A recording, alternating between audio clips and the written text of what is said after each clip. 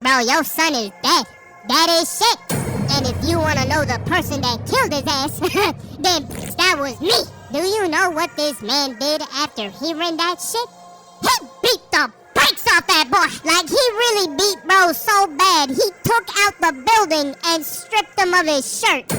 Like, damn, bro lost his clothes. What's poppin', ladies and gentlemen? Welcome back to the channel. How you doing? Now, we are on episode 3 of the Solo Leveling series, and this episode gave us a little bit of everything.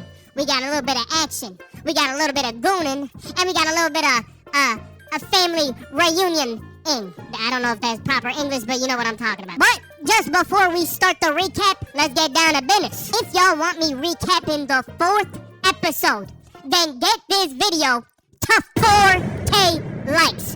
And I'm not even playing, y'all might be genuinely cooked on this one. And yes, buddy, I did skip 3K. Why? Because y'all apparently wanted that heat, so I brought it. Was good. And like always, if y'all want the odds a little more in your favor, and Lord knows you need it now, then drop in a comment, sharing the vid, and just watch.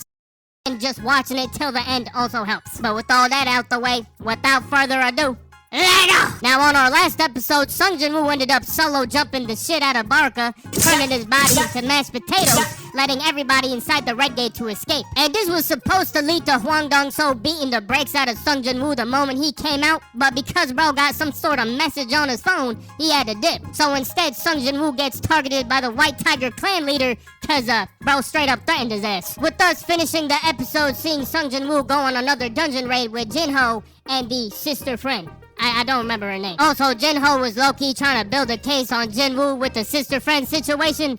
Some of y'all were pissed off I didn't mention that, but yeah, there you go. And this brings us to the 3rd episode where I'm gonna structure shit from the least interesting shit to the most interesting shit. Just cause there's a whole lot of shit going on. Starting off with the least interesting shit, we got Hae-in's and Jin-ho's situation. With Hae-in, we just see a little bit of fan service with her talking to her guild leader saying, hey, why aren't we telling the people about what's going on in Jeju Island? Cause as we saw in the 1st episode of season 1, people are getting their shit rocked by like oversized chimera ants. So she's getting confused as to why we're not telling people like, hey, if shit hits the fan, we're cooked. But the guild leader just tells her we can't tell the people that we're struggling because we're trying to become the biggest guild in Korea, thinking they don't have the option to look weak to the public. So now that's got her all conflicted. As for my boy Jin-ho's situation, we're seeing him speak to his father, explaining that he's a better fit to be the leader of the Yujin Guild instead of his brother. Keep in mind that he's got this thought process because of the fact that he just saw Jin-woo solo jump a dungeon with his shadow soldiers. So, yeah, he feeling pretty confident. But Jin-ho's father was really locked in because he already had information on every incident that Jin-woo was involved in. So bro's only thought process is, why would I give you ownership of the guild if I know that Jin-woo's been carrying your ass? And Jin-ho didn't really have a logical explanation. He was just like, cause bro's really my dog and he finna pull through. And apparently that was enough for the father. He was just like, I bet, but on one condition. He gotta join the guild. And Jin-ho's listening to this shit like, damn, this is free eats. Bet. Taking us to a more interesting topic with Jin-woo reattempting the Care Bears dungeon. Cause if y'all remember the first time he attempted this shit, he got smoked. And the reason he's reattempting this dungeon is because he's trying to gather all the materials to create this high-end elixir to revive his mother. Cause sad to say, she has been knocked out for like a minute. But he's feeling confident this time because he got triple the stats compared to the first time he tried this shit. Plus he got the shadow soldiers, so I mean shit is looking pretty good. There's only one slight problem. The requirement to get the first ingredient he needs for the elixir is to collect 10,000 demon souls. Like, damn, bitch, that is a lot of souls. So it seems like a few days in demon realm time, this man is eating food, packing demons up. Eating more food, packing even more demons up. And then eating even more food, and then packing even more demons up. And he basically does this back and forth until he meets this big-ass boss named Vulcan. And bro got right to work, summoned the shadow soldiers and started solo jumping. And at first, Vulcan was just sitting there staring Jin-woo down. And bro's thinking, what is his big body ass gonna do? It's not like he can just run up to me. And Vulcan must have heard that because he just started blitzing this man. Smacks the shit out the shadow soldiers. Jin-woo pops out the smoke like, hey! What you doing to my men? Sends his body flying. Got that boy eating dirt. Jin-woo was looking at how hard he hit this man like, damn, I really got it like that? But bro didn't have time to self-glaze because Vulcan pops out and starts doing a full sprint.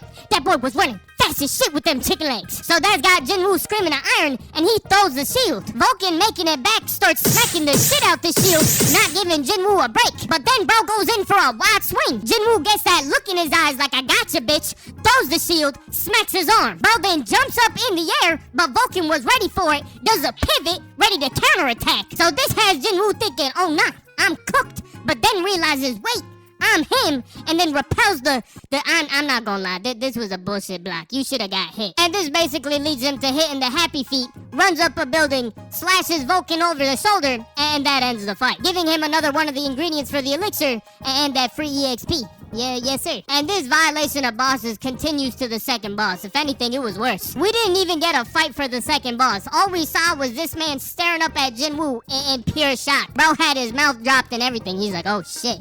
Bro is aura farming my ass. Then just gets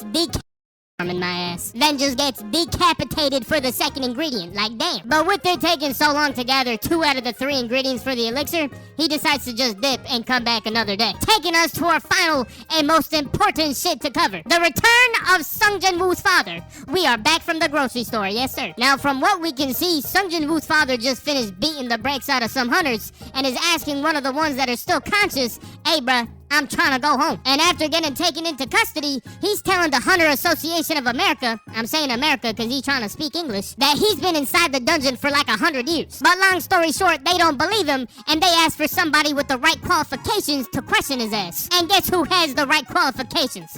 Hwang Dong-so, the very person trying to take out his son. But before Dong-so figured out who he was, Jinwoo's father started asking him questions. And he starts trying to figure out how much does the world really know about gates, monsters, and dungeons. Then starts explaining that a catastrophe is awoken and his job is to stop it from happening. Which you would think would sound ominous since this is being said by a man found inside a dungeon. But Dong-so's reaction is, bro, I do not care. And then bro starts looking at his paperwork and realizes that he's got a wife and 2 kids.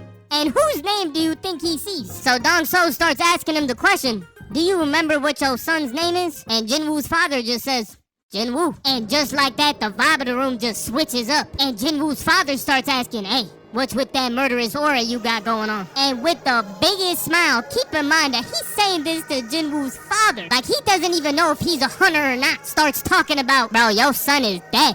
That is shit.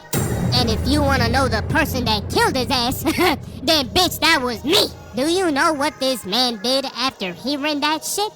He beat the brakes off that boy. Like, he really beat bro so bad, he took out the building and stripped him of his shirt. Like, damn, bro lost his clothes. And then the episode just ends with bro fleeing the scene and the officers trying to figure out who fucked up Dong-so. Cause bro got folded. Thank you guys so much for all the support on the videos. I appreciate it so very much. And once again, 4K likes if y'all want episode 4. Also, I might repost the Sakamoto Day video just cause they got my ass with the copyright strike. I peeled it, but we'll see. Nevertheless, bye-bye.